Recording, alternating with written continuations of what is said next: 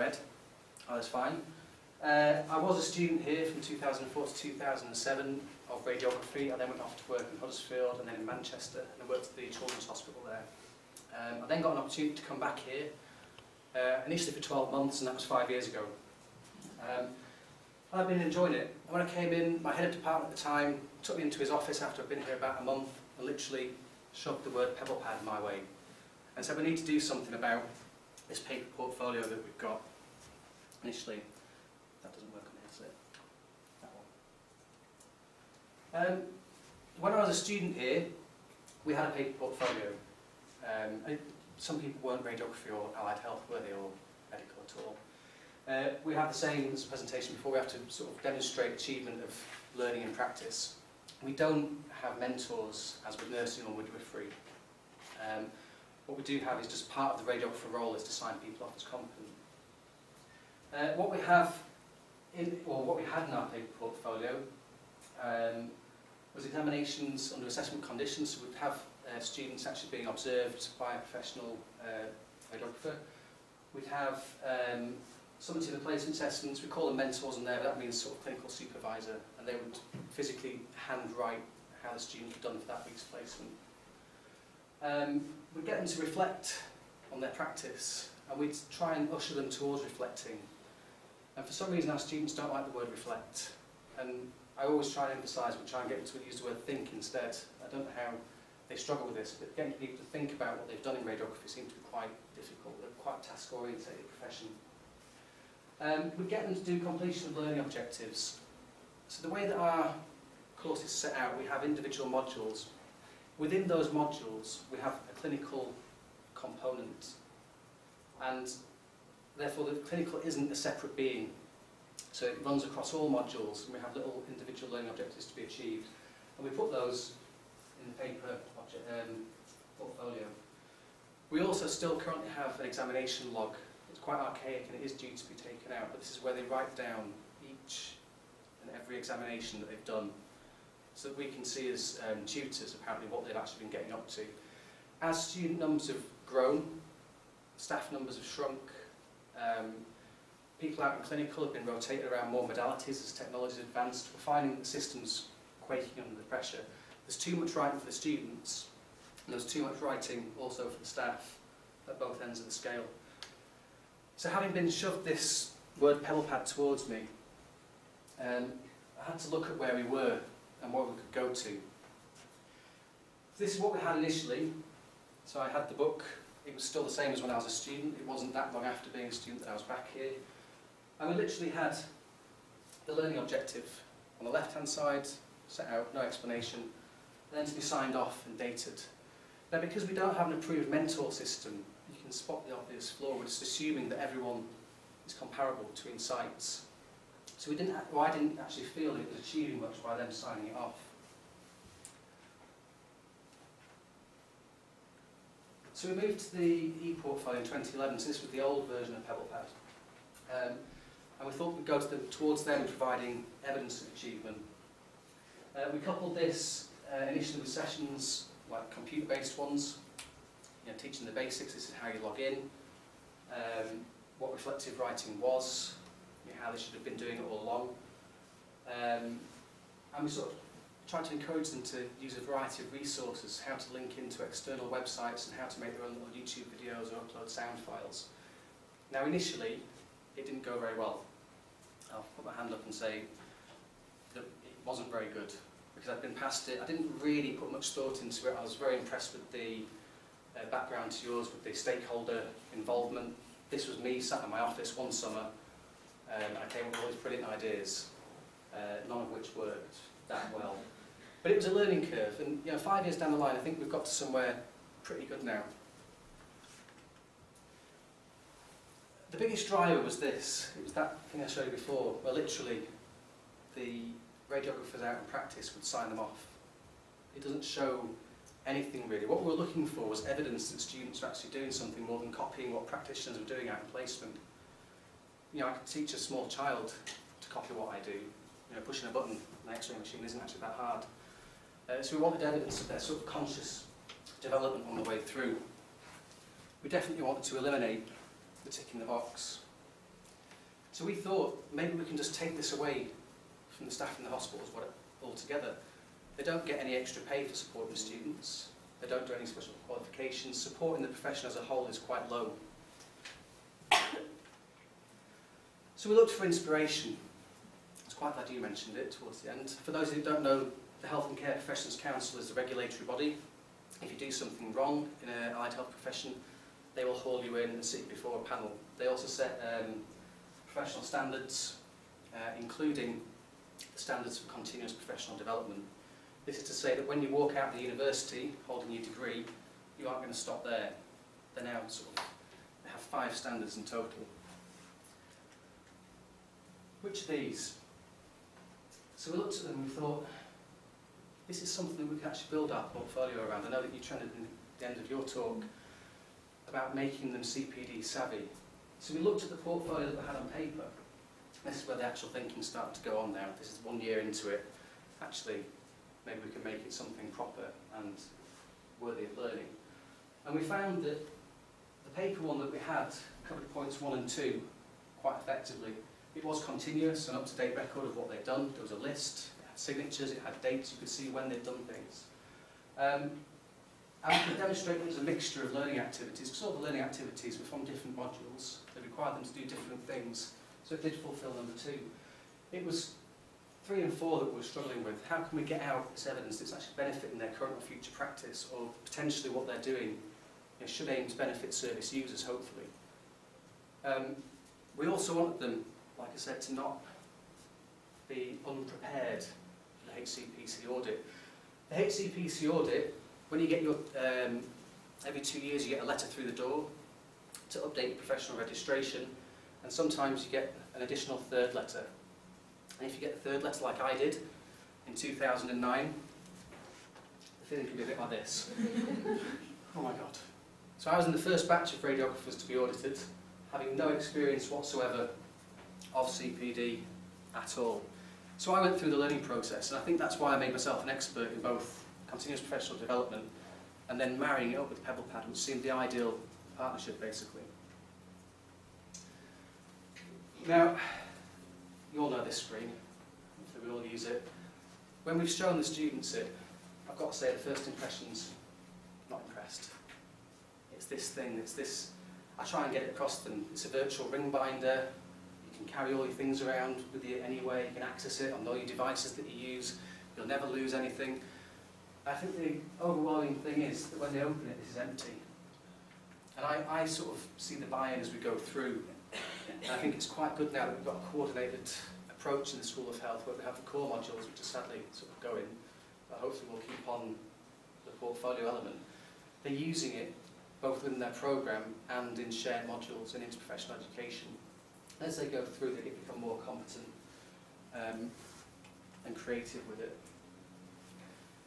So how we've approached it, I told you quite at the start that our programme has clinical components for each module. Now we are going for revalidation, and we're still unsure about where this clinical component is going to sit, but one thing that is going to stay is the portfolio, and we're going to shift a lot more assessment into the portfolio. The tabs that you see down the left-hand side, the top one is your personal academic tutor portfolio feedback. Now that houses that on that page all the feedback for all of their modules on the front page. That's some people are thinking we've got comments boxes, we've got feedback templates. We tried that and we got a lot of emails. You haven't given me any feedback. What do you mean you've commented on this? I can't see it. Because we found there's a lot of comments boxes, and our students, some of them competent, little whiz kids, others not so much. So we've made it easy for them. When they open the book, feedback page. I'll talk a bit more about that in a minute. The rest of the tabs of the modules, so radiography, appendicular stone and chest is a module.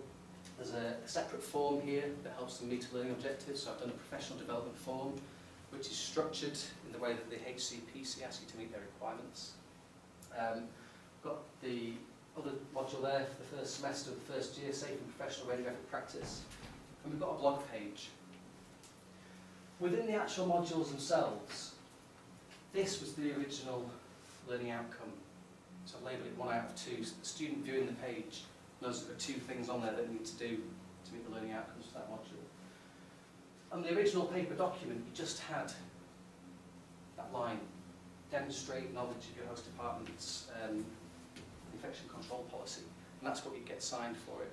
What we're able to do now, because we've got more space, is give them further instructions. What do we actually want you to do to meet this learning objectives? We can tell them, go out there, read your department's infection control policy, and then demonstrate that you understand how that manifests itself in practice, physically and in work processes. And it's that little bit of insight that started to increase the quality of the work coming in. We can actually see people thinking about why a hospital looks the way it does. We'd never seen that before. They're starting to think about why the floor's shiny, why there are no things stuck to the walls made of paper, why everything's got a different coloured bin specifically. And that just wasn't there in the signature before. We had no way of knowing. Now we get lots of photographs being submitted of all the different coloured bins and washing bags and all sorts. The other significant part that we're using is this blog. So we're asking them to reflect about their clinical practice. And the way that we introduce this process to them is to say, whilst you're doing clinical practice week by week, you should be aiming to achieve the clinical learning objectives from the modules. So if they're clever, what they do is they think about what it is they've got to learn for this module here, and they write about it and reflect about what we've done to meet that. And then what they can end up doing is adding those reflective log entries as evidence to support meeting the module learning outcomes. So it marries together quite nicely. I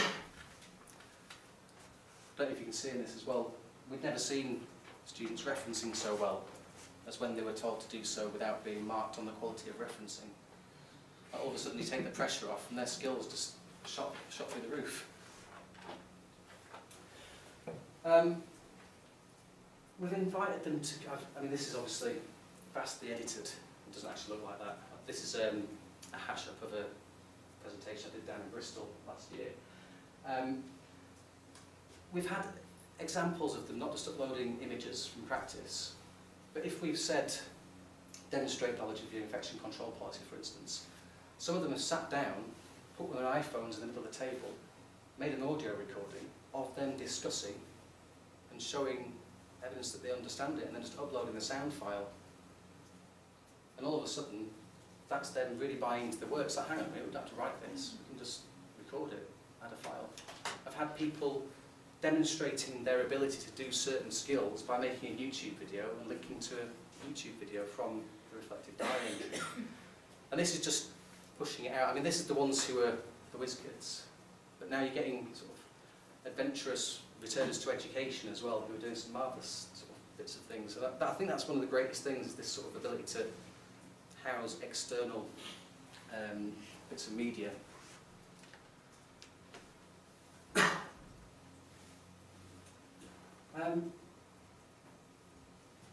As well as making it look nice and pretty with images, this is a picture of our, it's not the proper Journal of Radiography, but it's like the magazine version that goes around, and we can actually show them what it looks like in the library if you have to go and look at it. Now, when they're going through and showing that they understand or have completed the task, those of you that use it a lot will find that people attach bits of evidence in all sorts of places and hyperlink to various things. And if you're checking this formatively and then summatively, and you might get asked to look at it in between, you might forget whether someone's actually completed something. So we put these little checkboxes on the bottom. Now this is an assessor field, you can see it with a little warning triangle there.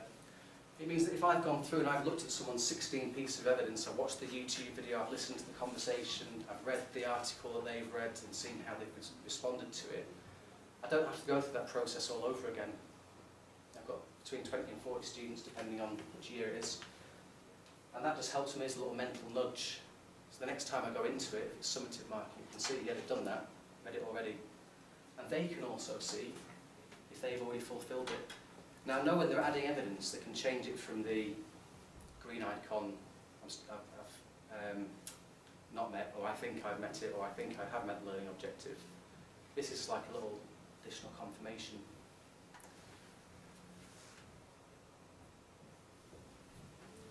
So this is a snapshot of our portfolio feedback page. A bit more about the academic tutors. We link our tutors to a placement site, so our students don't rotate round and round and round. They go to a hospital or a trust and they stay in that trust. And we, as link lecturers, become that hospital's personal academic tutor. We haven't managed to get access for tutors reliably on site. We could ask them to do it at home, but we've not got through the firewalls in our hospitals, which I'd be interested to find out how you've negated that. So what we're doing is we're seeing what the students are doing out in practice. We can go in any time we like, look at what they've done, and we can put the comments on the front page. So I said about having the different comments boxes, getting confused. This means they can see it right there, front page opens up. And we can also go through, as well as the little components, the arrows at the bottom, ticks, complete or incomplete. There might be more than one task that we've asked them to do to meet an objective. And when they've completed it, we can mark it as complete or incomplete. Now currently, if they complete all their objectives, we're only giving the portfolio a pass or a fail mark. And we've just trialled like a marking grid. And when we do the new course, we're going to actually give credit for it. Now obviously this is us doing all the marking, and that differs directly to what you're doing. I think it's quite interesting that we can't get the support because we don't have mentors. And that's a gap that I think if we could bridge as a profession, it'd be fantastic.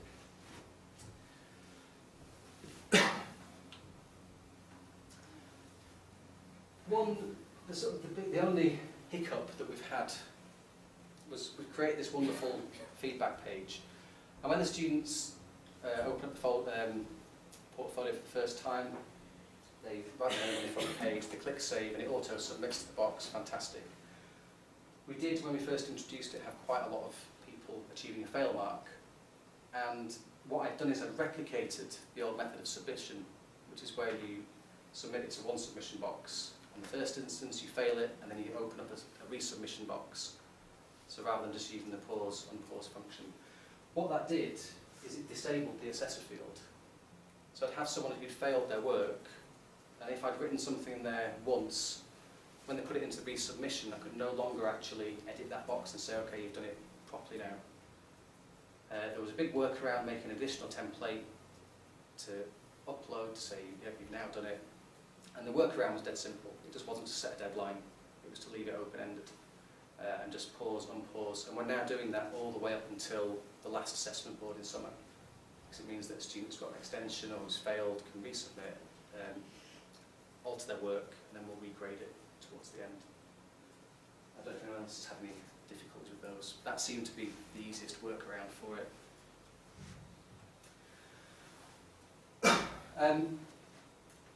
So hopefully, and we reached the same conclusion as yourself, that we're hopefully preparing students to meet CPD. It's not a requirement that students are able to perform the functions as a registered professional and be able to undertake CPD properly. We think we're sort of giving them baby steps in the way forwards, the helping hand, directing them to a mixture of activities and saying this is how you keep an up-to-date record. And I know some of the professional bodies have already taken up PebblePad. I think it'd be great if the NHS or something, it would be a great sell, wouldn't it? NHS doesn't it would be so great if everyone, all the other professions knew what they were doing together. Yeah. And it would enable institutions to do the same. That's not a competitive market though, is it? We're working on this. The creativity and choice in meeting objectives. So this thing, people who aren't good at writing don't have to write. One of the best things I had in audio recording was someone reading out the title of a book that they'd got in the discussion with them as their reference. I thought, well, they've definitely got it because they've given the publisher the date of publication and a lot. He told me which page they're reading the information from. I thought it was very clever. We've got a range of assessments. We ask them to do different things. It's impossible to show you the things that we ask them to do. But it's reflect, demonstrate, explain, and complete professional development, that sort of thing. And we've got a range of assessors, and we do have a second marking process. So all the personal academic tutors will second consider fails, and then myself as clinical coordinator will go through and check a sample of each person's work to make sure that there's, we're passing people for the same things and failing people for the same things. The assessment tool, that's what we're missing. The student uptake is good, they're doing a lot of work, and now we need to reward them for it. And so we think, trying to take away some of the assignment writing, and we're planning to give a sizable chunk of credit, if not to each module, to certain modules within each semester. And we're thinking either 20% of the module mark or 10 credits in each semester, more or less. That's us. Let's talk very quickly. Perfect. Very much indeed. Any questions? Questions, Fred? Comments? Observations? Can I just ask, how long does it take you to mark one of these portfolios? It depends how much work someone's done and whether I've looked at it formatively. So if it's someone's work's good, and you shouldn't, but you get a feel, don't you, on the way through, and you read the first bit in detail, and eyes start to go a bit quicker. I tend to allow probably 20 minutes of formative marking, and then less, depending on how much they've done on the way through. It can be, the worst ones are when they've uploaded a Word document as a file, and you sat there waiting for it to open in a separate window. And so I try and force them not to do that. Yeah, what about yourself? Well, I think ours must be bigger, because ours is probably, you look if you can do it in an hour. Right. They're quite big portfolios, and I'm just starting to work on an independent prescribing course, and they're talking about 2 hours to mark a single portfolio. They're not using PebblePad at the minute, but it probably still is 2 hours for the amount of stuff. See, I think when we've got if we take out some of the assignments and get the assignment objectives being met in here, obviously that time will be taken away from the module and put into this, and that's the way we're going, because it's so easy to access. People's love of Turnitin and grade centres dwindling, and it's far easier to just pop into PebblePad and more accessible. Go on, Carol. Can you say a bit, do they have the same portfolio throughout the 3 years, or do they get a different one every year, or is it just 1 year? Currently it's per semester. So in year 1, semester 1, we walk them into a room, we sit them down, we make them all open it, and we make them write their name in and click save. On the front page, it's got a little box, the first thing they do. And I sit at another computer and I look at the submissions box, and they're only allowed to leave the room when I can see their submission. It works. It means that they cannot say they couldn't access the workbook, and then they get another one in semester 2, and we teach them how to find that. I've got a little YouTube video that I mailed a link out for them, and they can watch it. It walks them through step by step. It's like a screen recording. This is click, click, click. And they'll still lose it sometimes. Yes, we end up with 6 portfolios in total. I quite liked the idea of going to one super portfolio, but I couldn't see how, because we've got I was turning it over in my head, because we have a pass-fail element at the minute. So do we. So it's... Yeah, each chapter has a pass-fail with it. And interesting from what you were saying, we do use the pause function, but what we haven't done was we haven't added a page in there for if a student had failed. Yeah. We would assume they're all going to pass. The majority of them do pass practice, but occasionally you do get a student that fails at that window. And they go through the board and they have a resubmission period. So we needed to upload a new document that basically said at resubmission point, yes, you pass, fail, etc. Yeah, it's quite complex, that. I spent literally hours to look at the best way to get a submission resubmitted, and for us to know about it and to update the mark, and can you regrade it, or do you retract the grade, or did you give it a new grade? And I've still not quite fathomed that out. I like the suck it and see mentality, because that was my first year using it. You literally, I don't know what other people's experiences are, but I literally do things. I think the only way to do this is for me to try and break it. So Carol kindly set me up 5 test students, and I had these test students doing everything wrong that I could possibly think of. And it did find out most of the things, but you can't predict the unexpected, can you? So these things happen, you're like, oh no, my assessor field's locked, I can't re-edit it, so then you have to patch it with a template and then not make the same mistake again.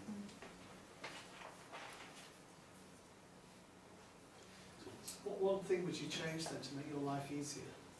Or your students' lives easier? And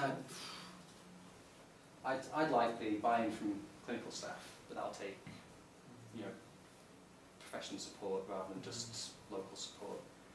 I'd like the rest of the staff in the division to pay a bit more interest in it. I don't mind fielding the questions, but it's not recognised in my role. So when I say, I administrate PebblePad for radiography, it goes down as a little 0.5 on your module time or whatever. And actually, if you field in 5 questions a week, it can take 20 minutes a piece. And after a year, then every member of staff comes to see you. And who's called themselves? Did he call himself PebblePad woman? Mr. PebblePad, I think. Terry, my line manager, called him Mr. PebblePad. It's not the coolest thing to say, is it? PebblePad's my middle name.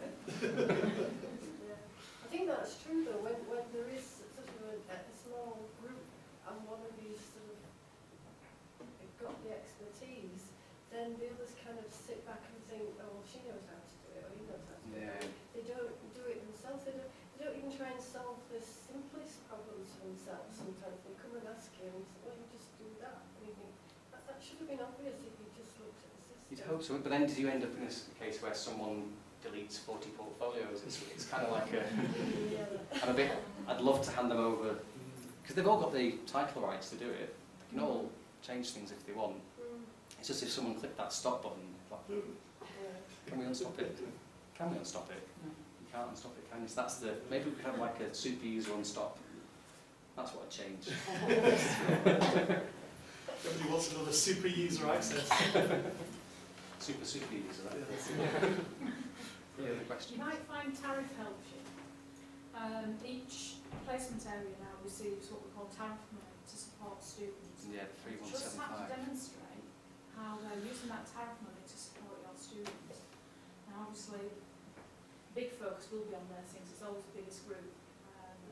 Everything that's health, outside nursing of course. But if you want to use that, within your networks to be able to say, well, how is the RI supporting our students using that tariff money, etc.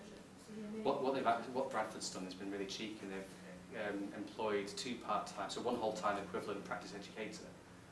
Right. So we estimated that they must be getting in excess of 120,000 quid a year from Allied Health, and they're using it to fund 1 grade 7 NHS. Again, from that point of view, what's happened there is that we have practice learning facilitators that were employed by directly, and they've said, no, we're going to give tariff money instead, so we're not going to fund the practice learning facilitators.